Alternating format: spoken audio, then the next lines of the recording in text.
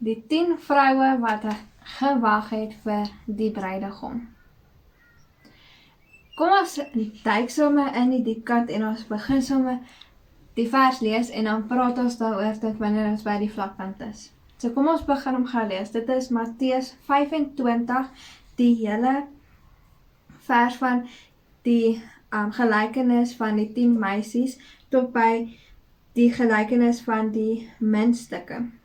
So dis daai hele stukkie.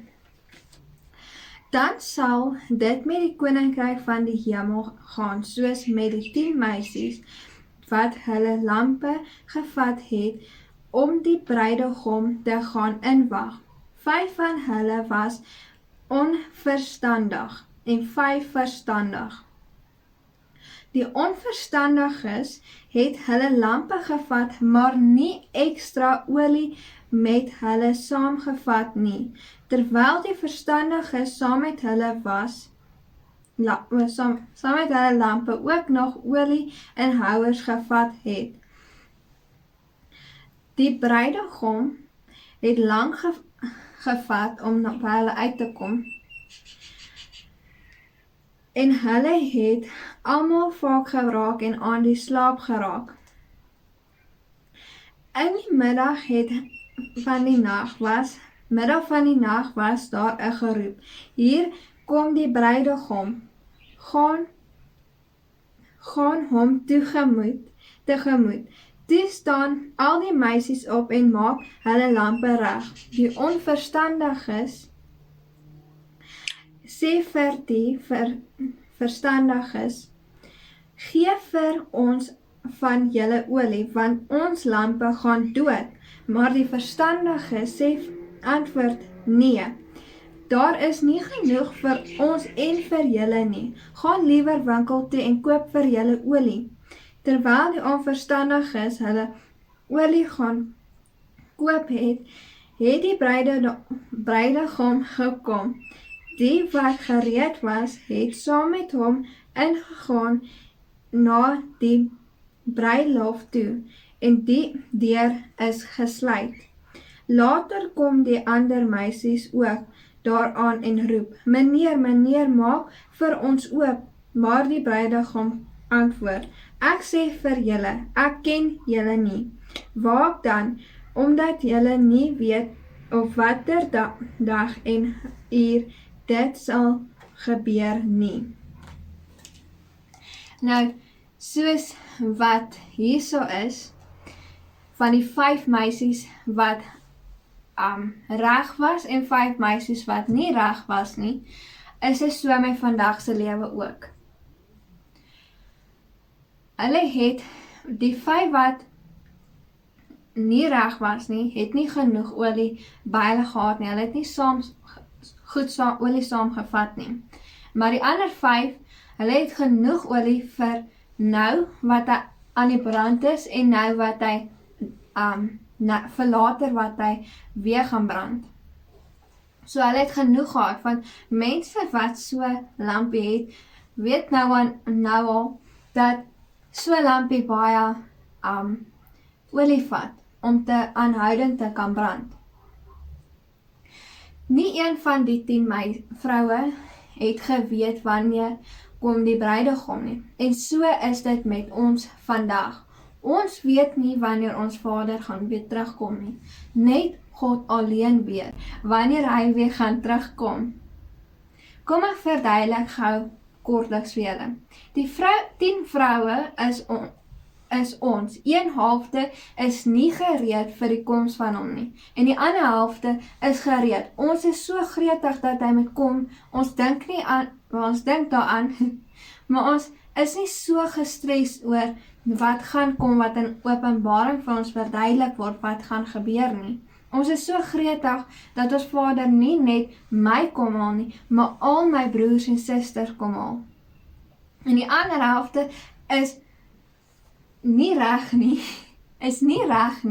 en hulle gee nie regtig om wanneer hy kom nie, want hulle ken nie die Bybel soos wat die ander helfte wat reg is vir hom nie.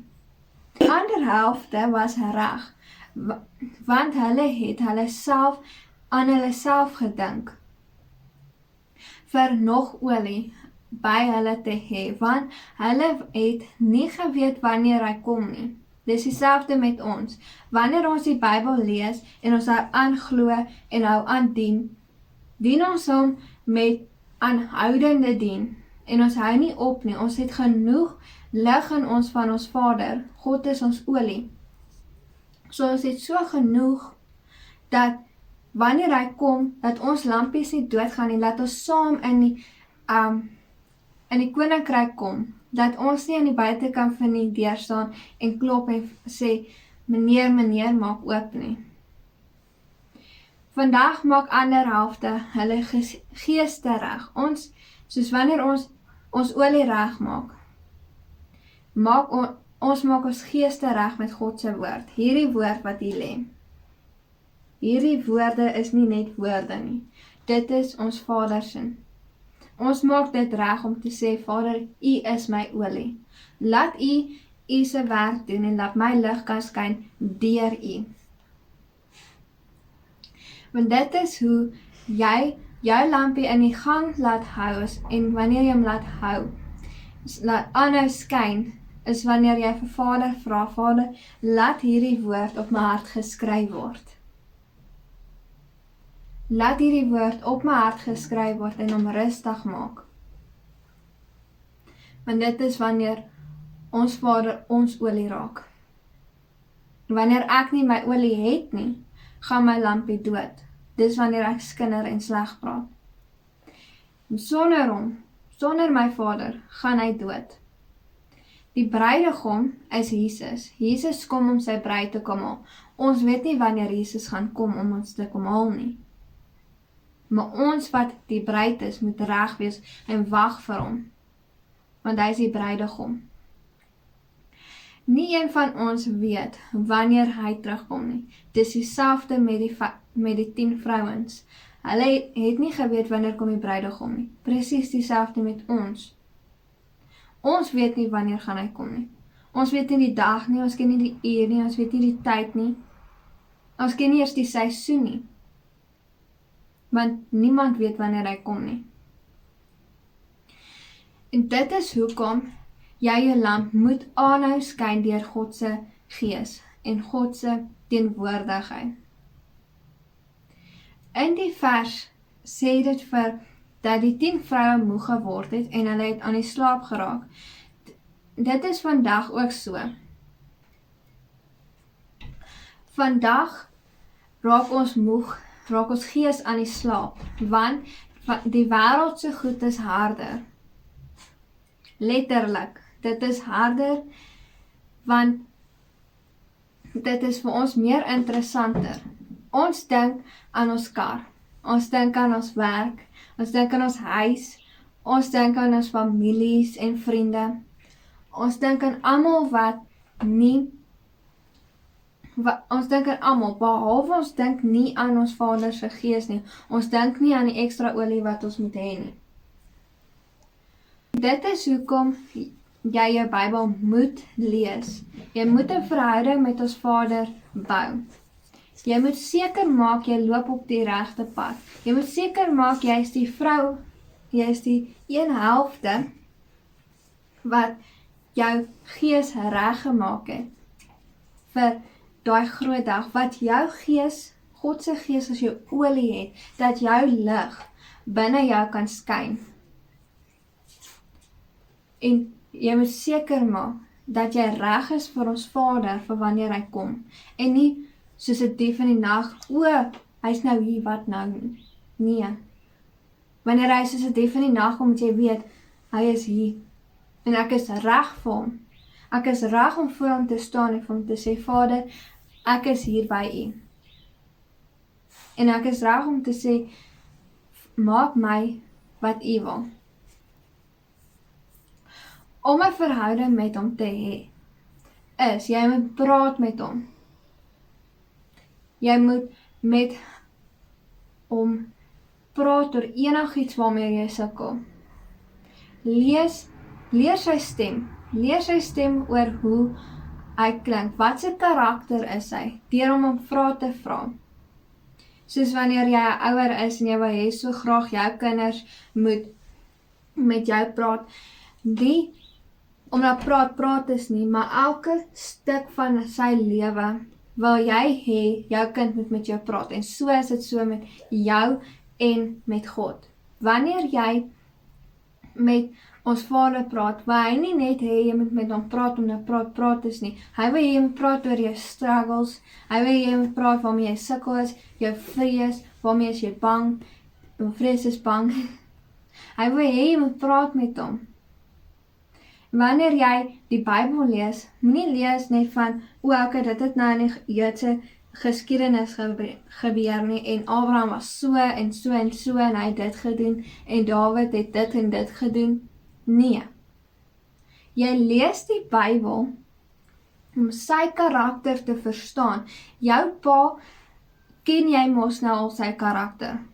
As dit 'n goeie pa is, dan ken jy sy karakter. As dit 'n slegte pa is, dan ken jy sy karakter. As jy nie 'n pa figuur in jou lewe het nie, en jy het 'n ma, dan ken jy daai persoon se karakter. Jy ken jou ma se karakter. Jy weet wat sy hou en wat sy nie van hou nie. Jy weet wat se kos sy van hou, wat se kos sy nie van hou nie. Wat se houding sy van hou en wat se houding sy nie van hou nie. En so is dit dieselfde met jou ouers. Al twee van jou ouers of mense wie ouer as jy is, wat jy opkyk na. En so is dit met God ook. Jy moet sy karakter ken. Hy haat dit as jy van iemand sleg praat. Soos wat ek dit ken, so moet jy dit ken. Hy hou nie daarvan as jy steel nie, hy hou nie daarvan as jy dit lieg nie. Sy 10 gebooie wat jy mag doen, wat jy nie mag doen nie. As jy dit nie ken nie, hoe weet jy wat is reg is en wat is verkeerd? Vra jouself vandag, nou terwyl jy hier sit, watse kant staan ek? Is ek deel van die wat nie reg is nie, en wat nie genoeg olie het van my Vader se gees en van sy woorde nie, of is ek die wat genoeg olie het, wat sy woord ken? Die Vader het gesê, Jesus het gesê, my skape sal my stem ken. Nou dit is net wanneer jy jou olie reg het. Het jy genoeg olie vir jou hele lewe? En as jy nie het nie, dan moet jy nou begin jou Bybel lees. Lees hom en bou 'n verhouding met hom. Die duiwel, as jy 'n stem kry van, dit is so boring, wie wil nou 'n verhouding met hom hê? Dis die duiwel wat dit vir jou sê. Sê vir hom wyk. Wyk in die naam van Jesus Christus van Nazareth. Wyk. Want hy is nie welkom nie. Want dit is nie boring om ons Vader te eer nie. Dit is nie boring om sy verhouding te leer nie. En sy karakter te ken nie. Om eerlikwaar te sê van my lewe, wat ek op hierdie aarde is dit die beste deel wat so ver in my lewe gebeur het. En ek dink dit sal die beste deel wat ooit in my lewe wees. Want ek het nog nooit daai blyheid en liefde in my lewe gehad soos nou nie. So, sê vir die duiwel, gaan weg. Jy hou nie van hom nie, en dis jou probleem. Maar ek is lief vir hom en dis my probleem. Het jy al iemand wat vir jou opkyk, geleer om vorentoe te kyk? Dis dieselfde nou. As jy iemand geleer het van, as jy uit hierdie boom uitval, wat gaan gebeur daarna? Jy kan jou wind uitval, jy kan jou been breek. Wat gaan daarna gebeur? Jou ouers gaan kwaad wees vir jou, jy gaan kwaad wees vir hom, hy gaan spyt wees. Die vraag is, wat gaan daarna gebeur? As my Vader my roep en ek ken nie sy stem nie, wat gaan daarna gebeur? As hy my geroep het en ek ken nie sy stem nie, het ek dit gemis? Of gaan hy kwaad wees vir my? Omdat ek nie sy stem ken nie, omdat ek nie sy karakter ken nie, omdat ek geluister het vir die verkeerde persoon en nie vir hom nie. Dit is so maklik om deur die duiwel aan te val, daai stem wat vir jou sê, dit is so boring om die Bybel te lees. Ek hou nie eers van lees nie. Dis daai stem wat jou mislei. Dis daai stem wat jou op die breëpad sit. Dis daai stem wat jou sal eendag bekostig om toegesluit te word en vir jou te sê, gaan weg, ek ken jou nie.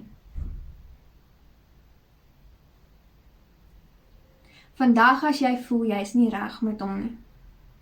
As jy vandag voel, Vader, ek weet nie wat se pad is ek nie. Loop ek vandag op die breëpad soos laasweek se boodskap? Of is ek vandag die mense wat nie reg was en nie genoeg olie gebring het nie, want my lamp het dood gegaan en ek het aangehou met die wêreldse dinge? Of is ek vandag die mense wat op die nou pad is en mense wat saam met u 'n verhouding het en my olie en my lig so helder laat skyn? Maak dit reg met hom. Julle, as ons Vader nie lief was vir jou nie, as hy nie wou gehad het, jy moes met hom praat nie, sou hy nie afgekom het en sy Heilige Gees vir jou gegee het nie. As hy nie lief was vir jou nie, en hy wou nie gehad het, jy moet na hierdie boodskap luister, en sou hy dit nie op jou pad gesit het nie. Ek weet, dit klink nou seker hard.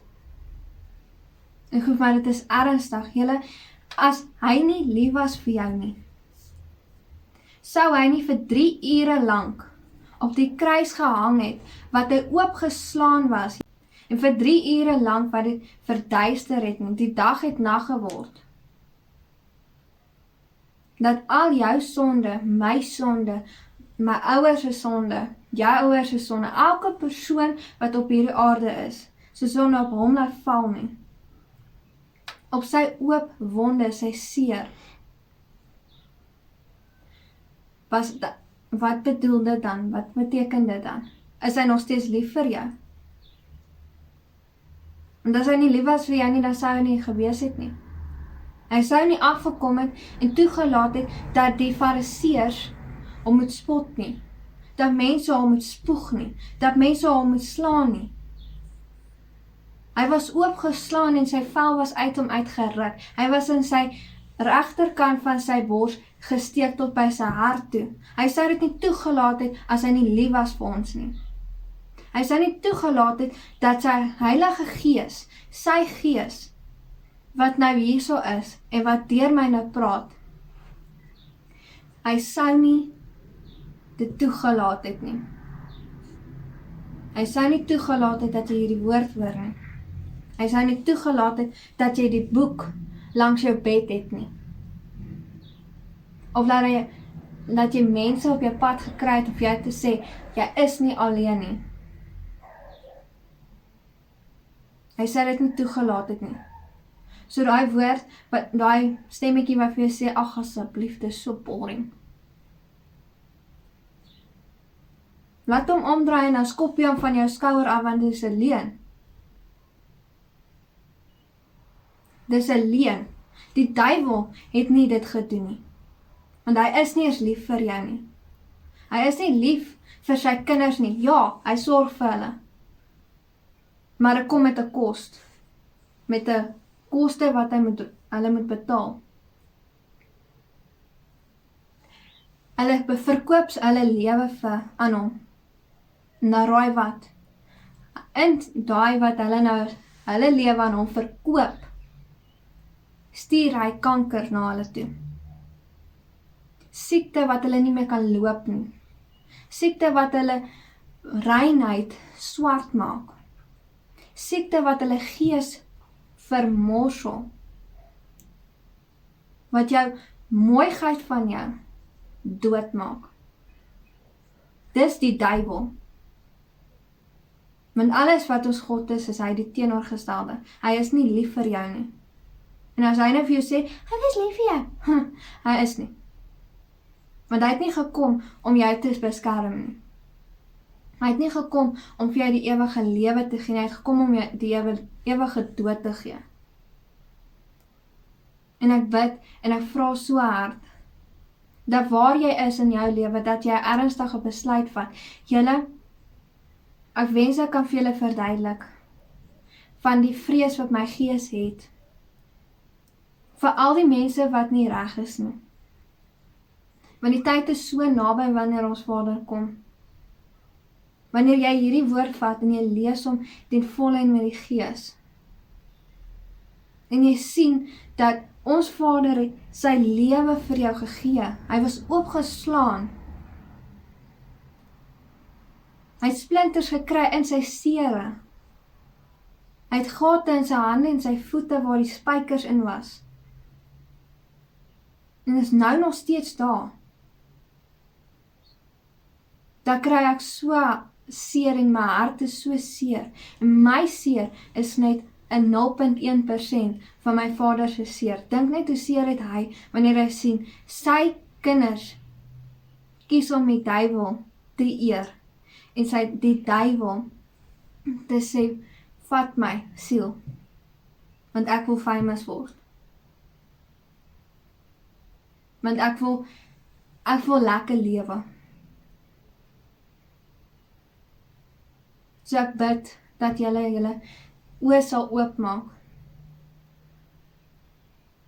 Ek bid dat ons nie net meer deur die gleufies van die lewe kan kyk en koekeloer nie. Maar laat ons die Heilige Gees vra om ons oop te maak, want ons Vader is so lief vir ons. So lief vir jou. En ek vra dat hy ons sal wanneer ons in die hemel is, laat ek jou kan ontmoet. En ek wil net sê, ek weet hierdie is 'n harde boodskap, hy is hard op my ook. En mag jy 'n wonderlike dag hê. En mag jy voel sy presence. Shalom.